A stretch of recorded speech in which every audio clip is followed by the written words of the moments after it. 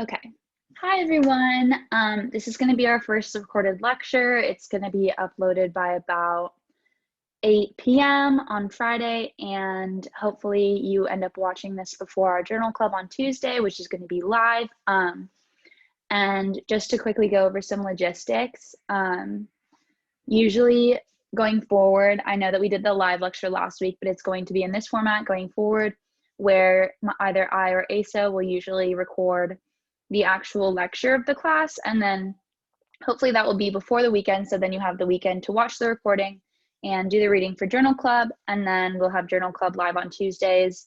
If there's any conflict and you want us to start uploading earlier so that you have more time than just the weekend, please let us know. Otherwise, we'll keep moving forward with this format. So let's get started.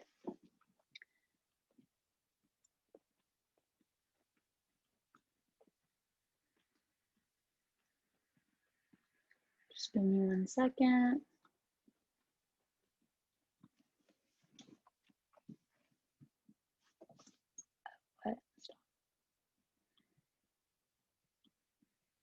There we go. Okay, so this week we're going to be talking about blood components, blood vessels, and blood flow. Let me just pull up my notes really quickly.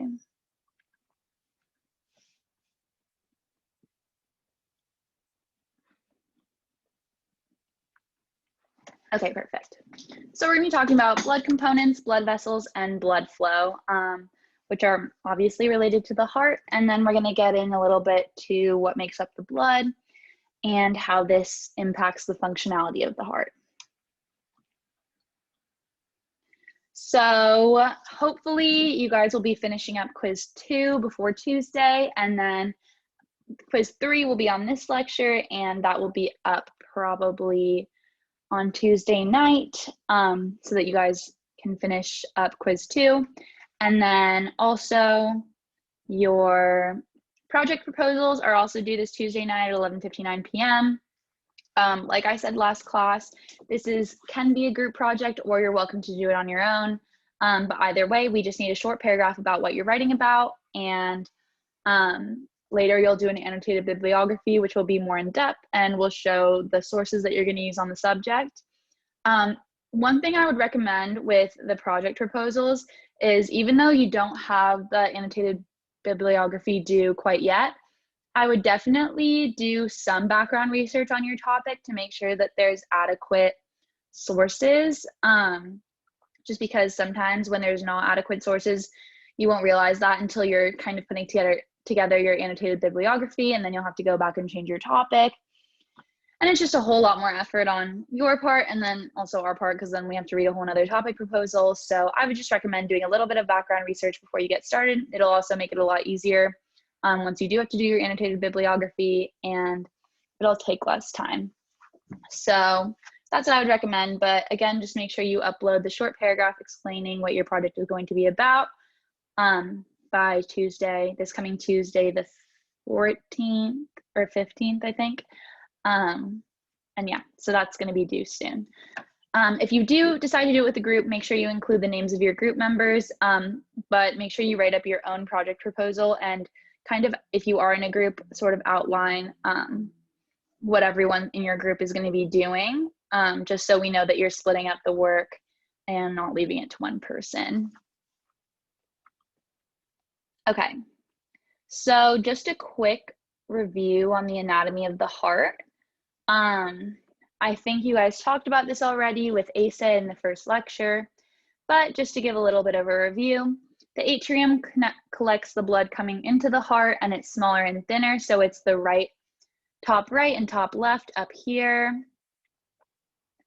I'm circling them with my mouse. I'm pretty sure you should be able to see that. And then the bicuspid valve is right between the right atrium and the right ventricle, so that should be right here. Wait, oh, it's not labeled on here, but it should be right here, because here's the right ventricle, here's the right atrium, so right there. And then septum is between the left and right side of the heart, and it's a cardiac muscle that divides the heart, so that's right here. And this is really important because it needs to make sure that you create a divider in between the deoxygenated blood and oxygenated blood. And later when we talk about congenital heart defects, we'll see that at times there's something wrong with the septum, maybe a hole in it, or it's not fully formed. And this can be a problem because it really decreases the efficiency of your circulatory system if you're mixing deoxygenated blood with oxygenated blood. And then you're getting deoxygenated blood sent to your tissues and oxygenated blood sent to your lungs, which is not what you want. And then the ventricle pumps blood out of the heart, and it's larger and thicker. So if we look here, you can see that it's a lot larger than both of the atria, and it's also thicker tissue, and it's on the bottom of both sides. And then the tricuspid valve is between the left atrium and the left ventricle. That's going to be right there. I don't know why this is labeled differently, because it says tricuspid valve between the right atrium and right ventricle on this diagram. I don't know if this is a typo left over from last year, but I'll check on that and get back to you guys. But it should be right there. Maybe it's just mixed up on here. Interesting. Okay, I'll send out an announcement to clarify that point. And then we also have the sinoatrial and AV node, or SA and AV node, which work together to act as a, I need this little bar to go away. No.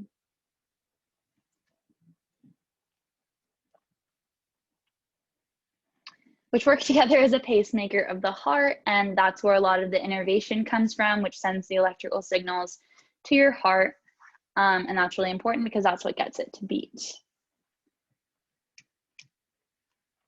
So the development of the heart is something that I think is not usually covered in Bio 1A or a lot of the pre-med courses or MCB courses that a lot of you are probably taking. So I'm just going to quickly go over that because it's pretty interesting. So the heart stems from the mesoderm, which is one of the germ layers of the embryo. And like you guys know, the innermost layer is the endoderm, middle layer is mesoderm, and then outermost layer is the ectoderm. And the mesoderm also is what ends up developing into a lot of the connective tissue in the body, which provides a lot of the bulk and padding that makes up the body. So the heart usually develops in the fetus from the mesoderm. And so what's interesting is that the heart usually starts out as a tube, as you can see here, and that tube ends up folding itself into the main components that we know in the mature heart. So usually this happens through some folding and rotation. If you look here, if this was the tube, the ventricle is this middle part here, and that moves towards the belly and to the right, and the atrium moves to the back and to the left, and so that kind of creates a folding, as you're going to see right there. See the ventricle moving back, atrium moving forward, and this folding usually results in a structure that more resembles the heart that we know. But since it does start as a tube, there's going to be some unique aspects that are only found in the fetal heart, which is holes in the heart to bypass the lungs. The blood doesn't flow through the liver, which, as you probably know, a lot of our blood is filtered through the liver before coming back to the heart. And the fetal heart also gets nutrients and oxygen from the mother via the placenta. So obviously our hearts don't do that because we don't have a placenta. So those are just unique aspects of the fetal heart. And then innervations of the heart. So I'm just going to do a quick overview of the nervous system. I know probably a lot of you have been through this already in one of your classes for MCB or something else, but I just want to make sure everyone's on the same page before I go into these terms.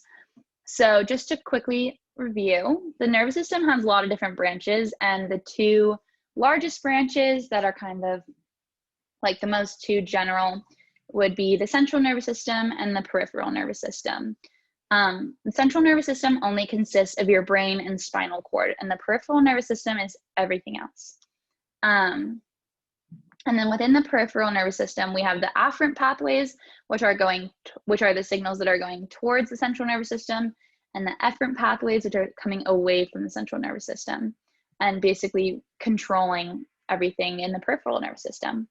So coming out of these efferent pathways, we have the autonomic nervous system versus the somatic nervous system. And the autonomic nervous system is everything that you would say is like the autopilot of your body, so everything that happens automatically and isn't voluntary. And then the somatic nervous system is going to be everything that you're doing voluntarily. So the signals from my brain that are telling me to pat my head and rub my stomach at the same time. Oh, I don't even know if I can do that.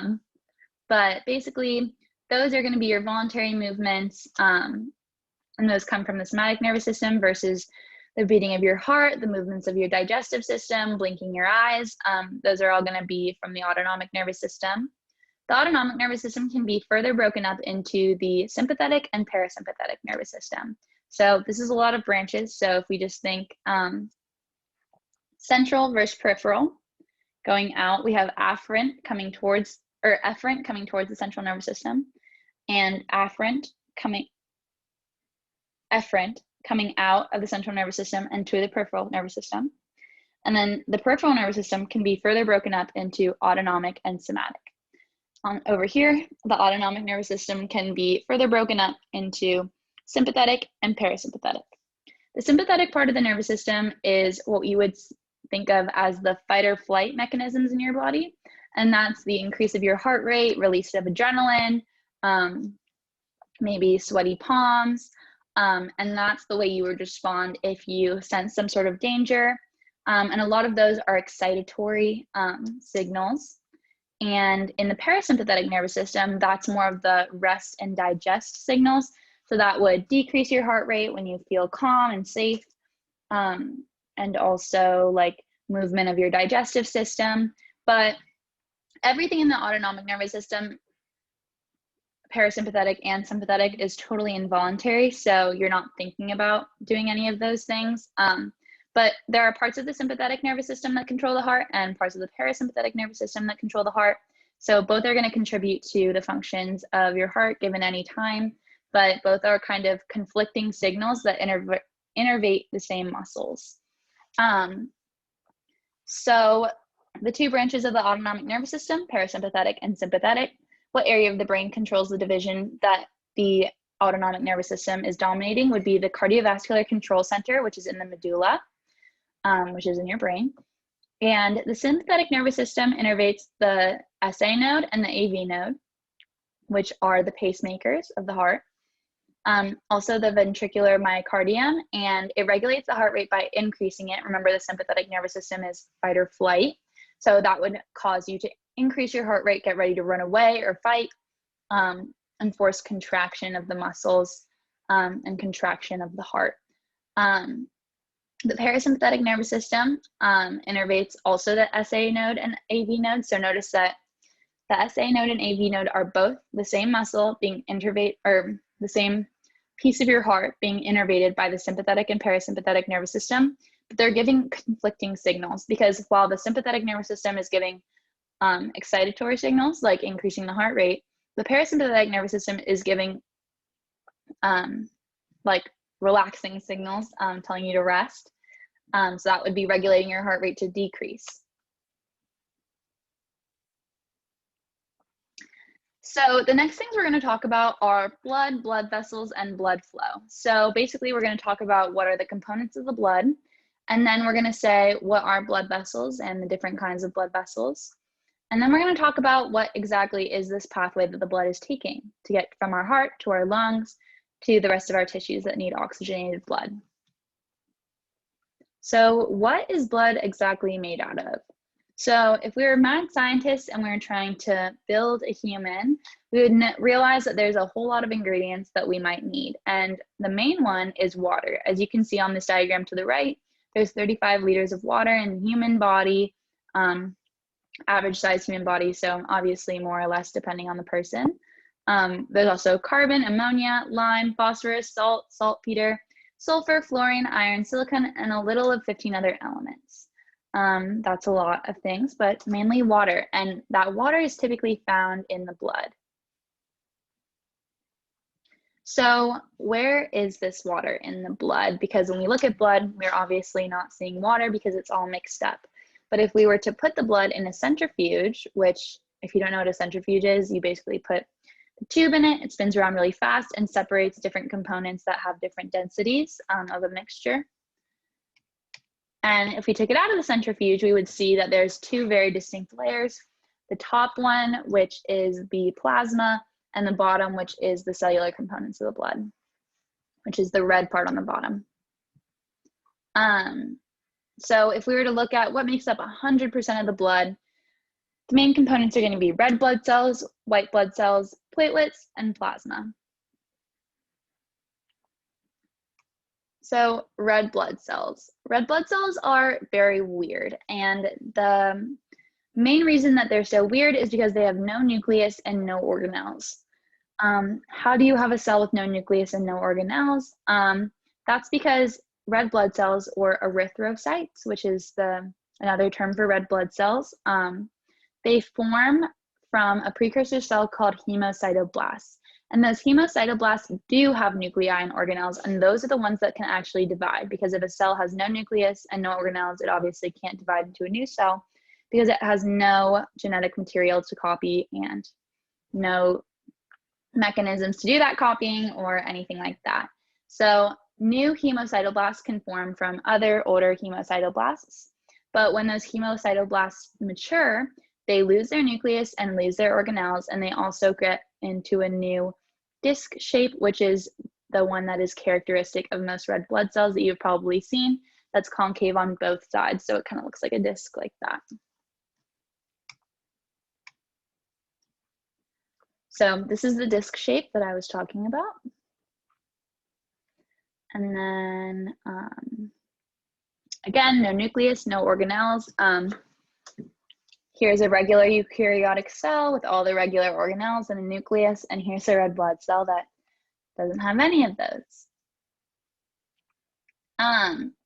What a red blood cell does have is hemoglobin, which is really important. And the reason for that is because hemoglobin is what actually does the transportation of oxygen and CO2 back and forth from your lungs. And that's actually the reason why a red blood cell doesn't have any nucleus and organelles, because it makes more room for more hemoglobin, which is actually doing the function that red blood cells are meant to serve. Let me just quickly catch up on my notes. Okay, yes, so the main reasons that red blood cells have adopted this characteristic of having no nucleus and no organelles is because it allows for more hemoglobin. The more hemoglobin you have, the more oxygen molecules you can carry, because the more hemoglobin tetramers that you have in your red blood cells, the more hemes can bind the oxygen. So it also allows it to have that unique biconcave shape, which is characteristic of the red blood cells. And again, one side effect is that they can't reproduce, and they also only last for about 120 days.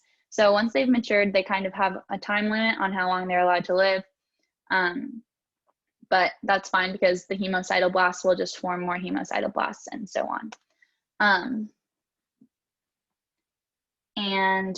One thing that's also important to note is that since these cells don't contain any organelles, that means that they don't contain any mitochondria, which means that they don't actually use up any of the O2 that they're carrying.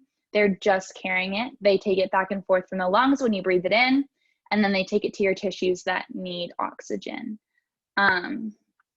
Instead, they produce energy carrier ATP from glucose by glycolysis as a pathway that ends with lactic acid production. They also don't have any insulin receptor, and so their glucose uptake is not regulated by insulin. Instead, because of the lack of nuclei and organelles, mature red blood cells do not contain DNA, and they have limited repair capabilities. Since they don't have any DNA, they can't repair themselves because they don't have the framework for making those repairs. So that's also another side effect of this no nucleus and no organelles. Oh, going back, oops. One other thing is the hemoglobin, which allows them to transport oxygen and carbon dioxide, is also a pigment aside from being a transport molecule. So that's what gives red blood cells their characteristic red color. And the, an abbreviation for, sorry, I forgot the word, an abbreviation for red blood cells that you're gonna see pretty often is RBCs. So if you see that, we're talking about red blood cells. One other thing that I quickly wanted to mention, which I know you probably might have heard from MCV 102 or Bio 1A, but also just very interesting in case you're interested in chemistry. The reason that hemoglobin is able to carry oxygen in the first place is actually because of the heme prosthetic group that is connected to the protein of hemoglobin. The heme prosthetic group is a porphyrin ring that has a singular iron atom. And since hemoglobin is a tetramer, so it has two alpha beta dimers that make up the tetramer, each component of the tetramer, so each of the two alpha subunits and each of the two beta subunits all have one heme prosthetic group. And since each heme prosthetic group has one iron atom, they can all bind one oxygen. So that's also very interesting. And then also, since something else that's very interesting about hemoglobin is that it has a T state and an R state. The T state is the tight state and the R state is the relaxed state.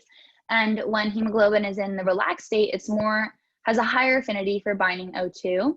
So that creates, when it is in the conformational chain that puts it in the R state, it's typically going to be binding O2, which is like when you're doing an inhale and oxygenating the blood that's circulating through your lungs. Usually a lot of that hemoglobin will be in the R state. And then it will bind the O2, carry it to your tissues, and your tissues it will drop off that O2 to your needy tissues, and the tissues will then deposit CO2, which will be also picked up by the hemoglobin in the red blood cells. And when it picks up that CO2, it's typically going to go into the T state, which is the tight state. And even though it technically can bind O2 when it's in the T state, it's typically going to be binding CO2 in the function of human and, animal blood, because that's how it knows it has a better affinity for CO2. It's going to carry that back up to your lungs, and then you're going to exhale. So that's one major component of the blood in, again, the cellular part, which is at the bottom, which is red. And again, it's red because the hemoglobin is also a pigment, which is in the red blood cells. Another part of the cellular components of your blood, which again, in that centrifuge are going to be the bottom part, are white blood cells, otherwise known as leukocytes. And some of the more common ones are neutrophils, eosinophils, basophils, lymphocytes, and monocytes. Although your white blood cells only account for about 1% of your blood, their impact is very significant, and they basically make up the majority of your immune system and keep you from getting any sort of illness or disease. Basically, white blood cells are your immunity cells. They're continually at war trying to make sure that you don't get sick, especially right now in the pandemic. They flow through your bloodstream to battle viruses, bacteria, and other foreign invaders that threaten your health. And when you actually do have a foreign invader that might be harmful to you, they actually alert other white blood cells to come towards it, and that signals them to kind of check out what this foreign invader might be, and the proper leukocyte that's going to help you fight it off is going to either eat the bacteria or signal another sort of white blood cell to,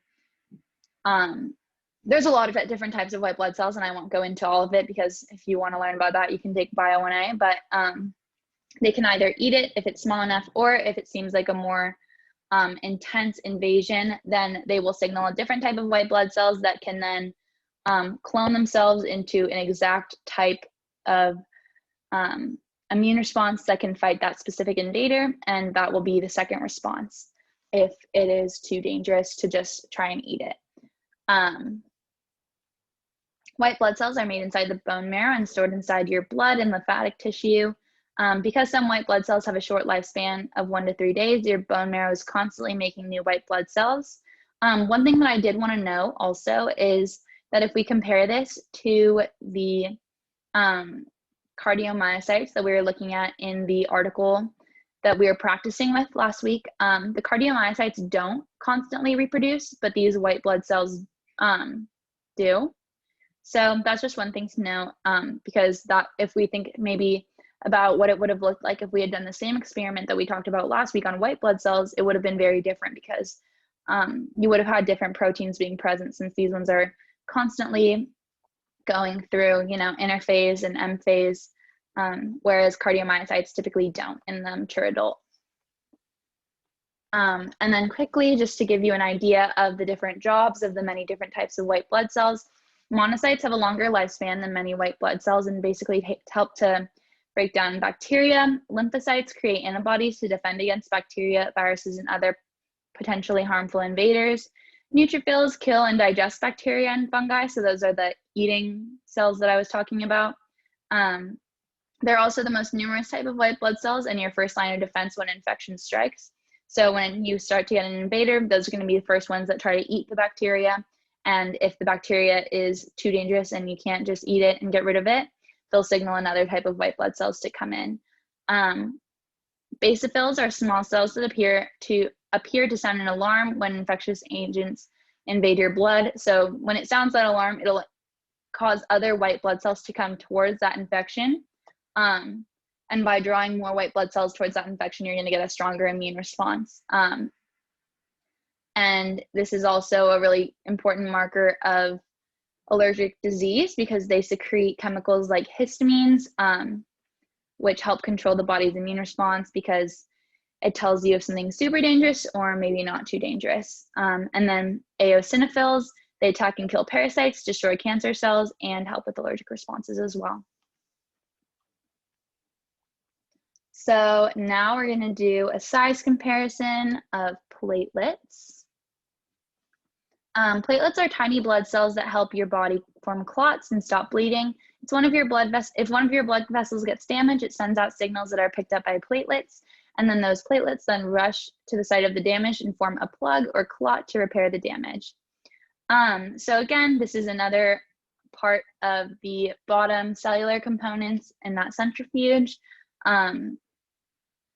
And so since platelets are the smallest of our blood cells, they can only be seen under a microscope, which is why we're doing this size comparison. So on the left, you can see that biconcave disc that's red because of the hemoglobin. That's the red blood cell or erythrocyte. On the right, that's a red blood cell, otherwise known as a lymphocyte, which both the white blood cells are 10 to 14 microns and the red blood cells are 7.5 microns. And then comparatively, the platelets, which are the smallest type of blood cell, are 2 to 4 microns. So a little bit less than half the size on average of a red blood cell, and even smaller compared to a white blood cell. They're literally shaped like small plates in their non-active form. A blood vessel will then send out a signal when it becomes damaged, and when the platelets receive that signal, they'll respond by traveling to the area and transforming into their active formation, which is what you're seeing in the picture. To make contact with the broken blood vessel, platelets grow long tentacles and then resemble sort of a spider or an octopus, as you can see. So those long tentacles are to help them, make contact with that broken blood vessel. Why are platelets important at all? You've probably heard about platelets in some sort of medical context, or a platelet count maybe in a blood test. And if you have too many platelets, it can increase your risk for a blood clot. And often your cardiovascular risk has more to do with platelet function than platelet number. So for example, you could have a really healthy number of platelets, but if they're sticking together too much, it can increase your chances of having a heart attack or a stroke. And a lot of that can have to do with lifestyle or nutrition, the functionality of your platelets. So the next thing we're going to talk about is the plasma, which, now thinking back to that centrifuge one more time, it's the top part, so not the red part on the bottom, which is made up of the white blood cells, red blood cells, and platelets that we just talked about. Now we're talking about that top layer. So not the plasma that you're thinking of in terms of physics, but again, this plasma in the centrifuge. And the main components of this plasma are water, like we talked about, which is the largest amount. but also ions, proteins, nutrients, waste, and gases are also in the plasma. But there's one important differentiation that we need to make really quickly, because a lot of time you'll hear the words plasma and serum used interchangeably, but they're actually different. So plasma is the liquid cell-free part of the blood that has been treated with anticoagulants. So anticoagulants are important medicines, which basically keep your blood from clotting. And then serum is the liquid part of the blood after coagulation, therefore devoid of clotting factors such as fibrinogen. So sorry, I misspoke. Anticoagulants keep your blood from clotting, and coagulants make your blood clot. Sorry, I got a little mixed up. But so when you have the fibrinogen factor, that is what allows your blood to actually clot. So when you have the serum, it's basically the plasma of the blood, which has been coagulated, and take away that fibrinogen, which keeps it from, or which allows it to clot, and then you'll get the plasma. And plasma in physics is one of the 4 fundamental states of matter, but it's not what we were talking about earlier. That's why there's the little X. And then blood plasma is that pale yellow liquid, which makes up 55% of the total blood volume. And the plasma itself is about 90% water. So again, one of those larger components that we talked about earlier. So here's just one more visual of the elements of the blood that we've talked about. Here's the plasma, which is about 55%, and then the other 45% are those cellular components that were the bottom of the centrifuge, which are platelets, red blood cells, and white blood cells. And then here's the different types of white blood cells, circulating through the blood vessel. So what are the functions of all of these different components working together? Main functions of the blood are to transport oxygen and nutrient to the tissues, fight infection, filter and clean waste, and regulate the body temperature. This is another important reason that water is so abundant in our blood, is because of the high specific heat of water. It helps regulate our body temperature. Otherwise, we'd get pretty hot. You've probably heard of a complete blood cell test, a CBC test, which basically reviews your overall health and diagnoses medical conditions. It also monitors medical conditions and can help you monitor medical treatment. It basically gives your doctor important information about the types and numbers of cells in your blood, especially the red blood cells and their percentage or protein content, so the amount of hemoglobin in each of your red blood cells. It also tells them how many and what protein contents are in your white blood cells and platelets. A lot of times these can reveal any sort of abnormalities or diseases such as anemia, infection, or other disorders. The platelet count and plasma clotting tests are also very important to evaluate not only that you have a healthy platelet count, but also, like we were talking about earlier, that your platelets are actually functioning correctly. Your doctor might also perform a blood smear, which is a way of looking at your blood cells under a microscope. In a normal blood smear, red blood cells will appear as regular round cells with a pale center. Variations in size or shape of these cells might suggest some sort of blood disorder. For example, a different shape of your red blood cells might tell you that you have sickle cell anemia, or maybe just a sickle trait. Because people with sickle cell anemia are homozygous for the trait, but you can also have something like something known as the sickle trait if you're heterozygous for sickle cell anemia. A CBC count is basically a measurement of size, number, and maturity of different blood cells in a specific volume of blood, and can be used to determine how you're producing and destructing your blood cells. Any variations from the normal number, size, or maturity of blood cells can be used to indicate that something is wrong with your overall health.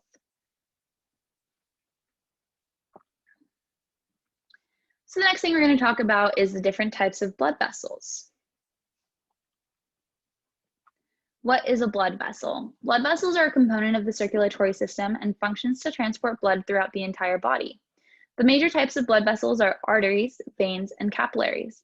Arteries are going to carry blood from the heart to the tissues. So as you can see here, kind of says from heart and then going to the arteries. Capillaries typically are going to be in your tissues and where the actual transfer of oxygen is going to be happening into your tissues via diffusion through your capillaries.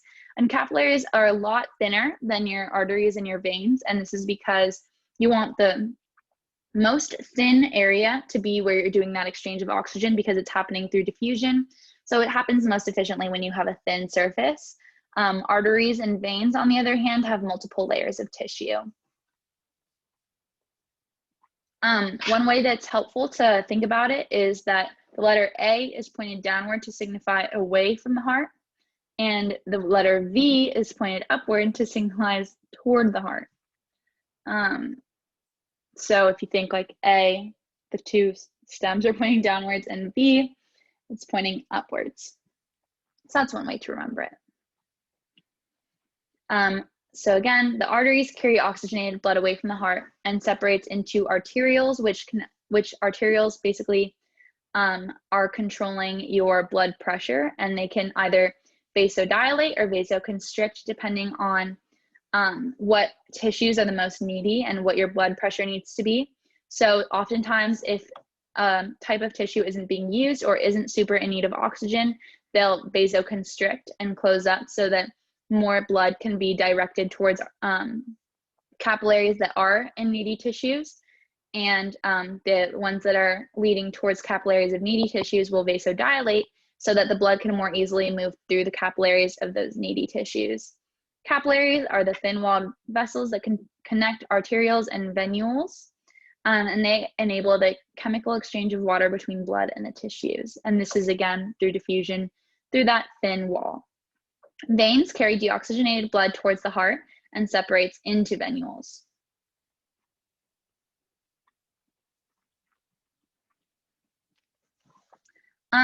So again, like I mentioned, the capillaries are going to be a lot thinner. As you can see, they only have this basal lamina outer layer, and basal lamina is sort of like a muscle tissue. Whereas, as we can see in the arteries and the veins, they have the inside, which is the lumen, which is where the blood actually flows. And then they have the endothelium, which, like we talked about earlier, is that innermost layer of tissue. And then on the outside of that is some smooth muscle, which is going to control the constriction and dilation of those arteries. And outside of that is the external elastic lamina, which again is another sort of muscle tissue. Something else that's important to note is that the actual cross-sectional area of the capillaries, even though they're smaller in diameter, is actually much greater than the arteries and the veins. And this is because you want to have the most possible surface area for exchange between the capillaries and the tissues. So I know it's kind of, what's that word? Counterintuitive, because the capillaries look so much smaller and the arteries and veins look so much larger. But actually your capillaries, even though they're really small, have a lot more cross-sectional area, because they but they run through a lot of your tissues, whereas your arteries and your veins are a little bit bigger, but there's less of them. So the next thing I wanted to go over was the blood vessel pathways. So as you guys probably know, I don't know if Asa went over this in the first lecture, but there are two circuits that the heart goes through, and the first is the pulmonary circuit, and the second is the systemic circuit. In the pulmonary circuit, the heart is going to be pumping deoxygenated blood to the lungs so that when you breathe in, it can diffuse into the capillaries into your lungs, and that oxygen will bind to the hemoglobin in your red blood cells and become oxygenated red blood cells. And now your oxygenated blood is going to flow back into the heart, where it's going to enter the systemic circulation, or the systemic circuit. And in the systemic circuit, that oxygenated blood that just came from the lungs is going to be pumped out of the heart and pumped towards via the aorta out towards the tissues, and it's going to deliver that oxygenated blood to the tissues. When the oxygenated blood reaches the capillaries in those tissues, it's going to become deoxygenated as the hemoglobin moves from the R state to the T state and takes up the CO2 and gets rid of the oxygen, giving it to your tissues. And then that deoxygenated blood that just came from the capillaries in your tissues is then going to flow back into your heart and re-enter the systemic circuit so that it can go back to the lungs and become reoxygenated one more time. So again, if we look at this diagram, here are the capillaries where they're having gas exchange. So As you can see, entering the capillaries here is the oxygenated blood. And since it's in the systemic circuit, these capillaries are in the tissues of your muscles and the rest of your body. Then the hemoglobin is going to drop off that oxygen, pick up the CO2, carry it back to your heart, and then it's going to flow back out to your lungs via the systemic circuit, or sorry, the pulmonary circuit. And then there's going to be gas exchange in your lungs. You can kind of see that black outline of the lungs here. And that gas exchange is going to occur, reoxygenate it, send it back to your heart. Blood vessel function. This is pretty intuitive. Your blood vessels either carry the blood to your lungs to be oxygenated or to your tissues to be deoxygenated and drop off that oxygen. But there's also some other functions that it has.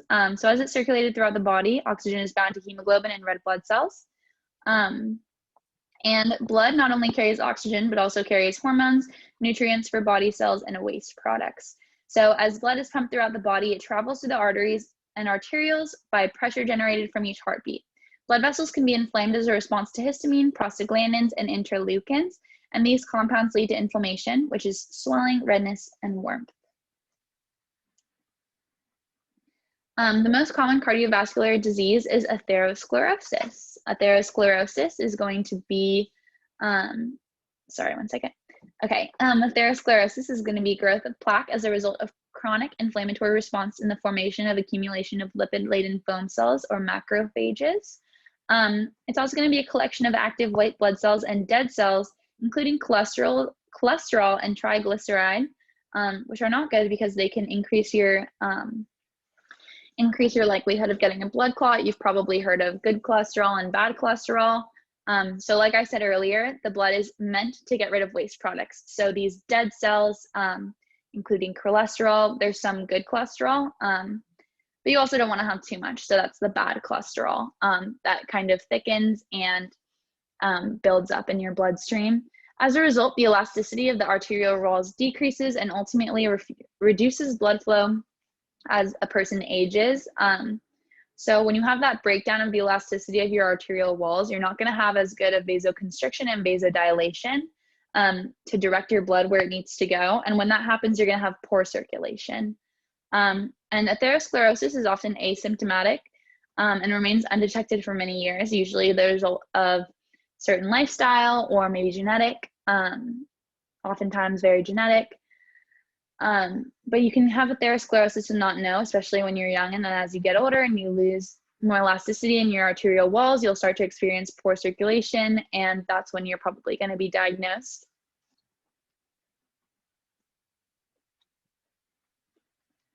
And then now we're going to watch this little video about blood flow really quickly. Oh, go back. Okay, hopefully I can get this to play. There we go.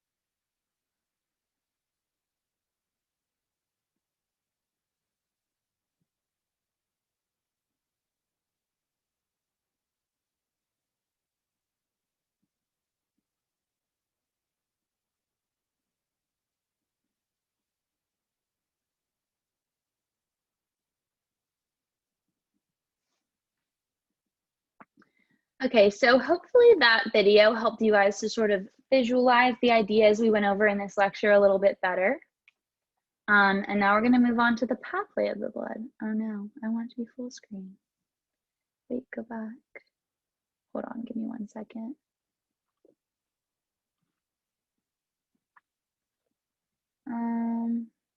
Okay, I guess that's okay. So this next is going to be, sorry, the pathway of the blood.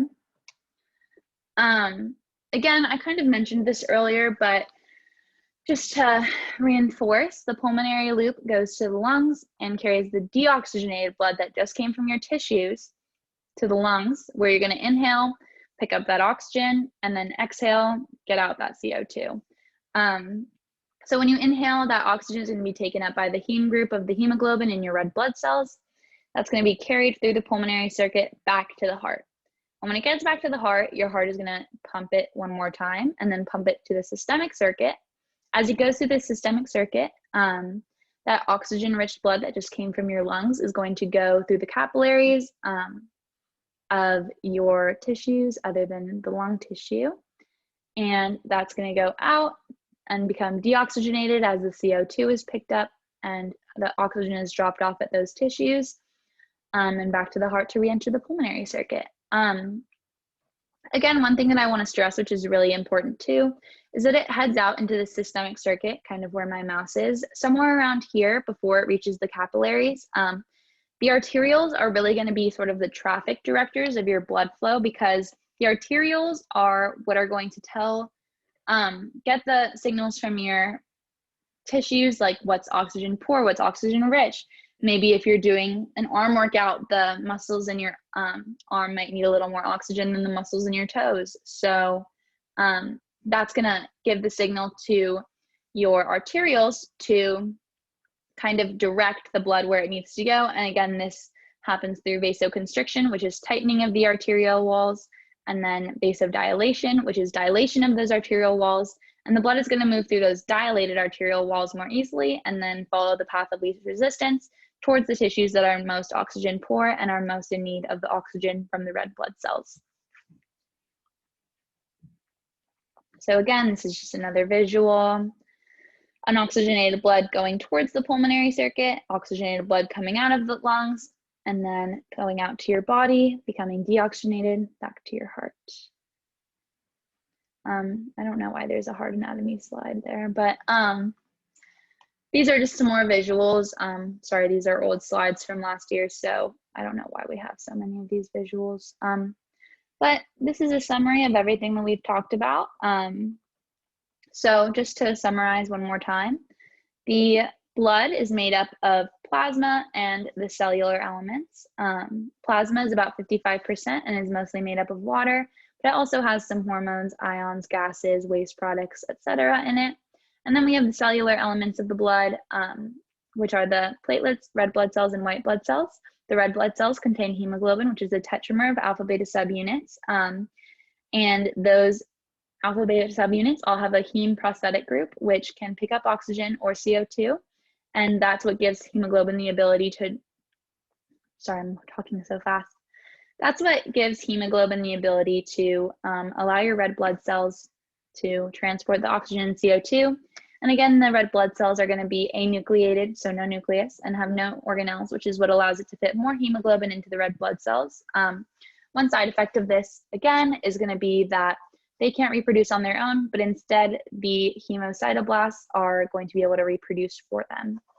And then we also have the white blood cells, which are the main part of your immune system, which trigger an immune response when you have a foreign invader in your body. Platelets are what are going to cause your blood to clot if you have any damage to your blood vessels. The next thing is the different types of blood vessels, the arteries. Sorry, excuse me. The arteries, the veins, and the capillaries. We also have arterioles and venules. If we look in the middle here, those are kind of the midway.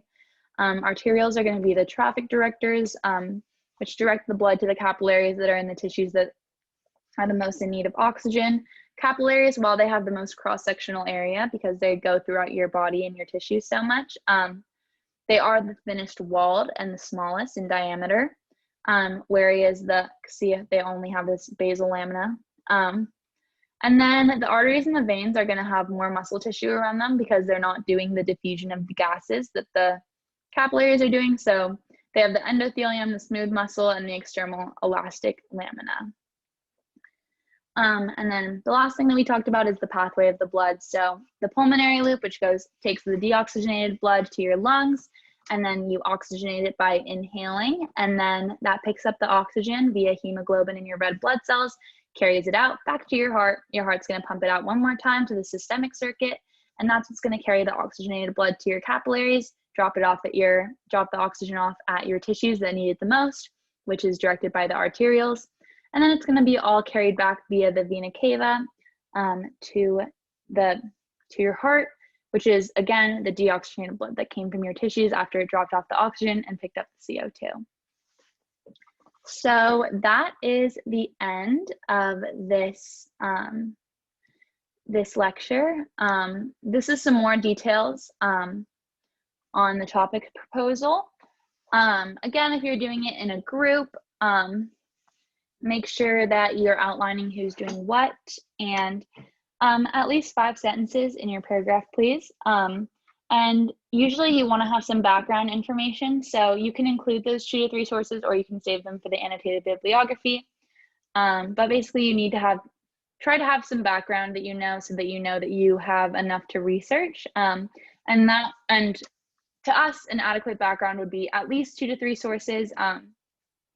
And again, make sure that use the skills you learned last week to make sure that those are dependable sources. So peer-reviewed papers, literature reviews, scholarly journals, etc. If you're having some trouble finding a topic, feel free to email us for some ideas, but here are some broader topics to get you started. Physical activities and the risk of heart attack, sleep or cardiovascular disease, heart disease and stroke, and heart valve diseases. But again, these can be anything related to the heart.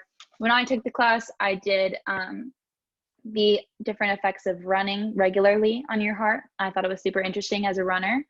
But so anything that interests you, maybe something that relates to something current like coronavirus, or maybe not if you're tired of reading about that like some of us are, but do whatever feels right for you, and feel free to contact us if you have any questions or you're worried about finding a topic. We'd be happy to talk with you. That's it. If you guys have any questions, feel free to bring those to Journal Club. I'll be there so you can actively ask questions about this lecture. And also, I just want to highlight that I think I ended a little early. I just wanted to highlight that as someone, I'm your guys' age, I'm also a student. I want to do my best to lecture for you guys, and this online forum is obviously different than what even I'm used to in the times that I've practiced lecturing, and this is only my 2nd time lecturing as a full teacher and not a teaching assistant. So if you guys have any feedback to me, I would love to hear it. Really helpful. I'm learning how to do this just as much as you guys are, and I want to do my best to make this class interesting and not just a video that you have to watch so you don't fail the quiz. So yeah, just email me. I'm totally open to any sort of feedback.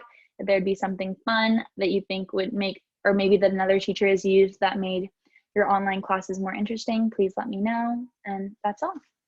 It's very nice to lecture for you guys, and I'll see you soon. How do I stop the recording?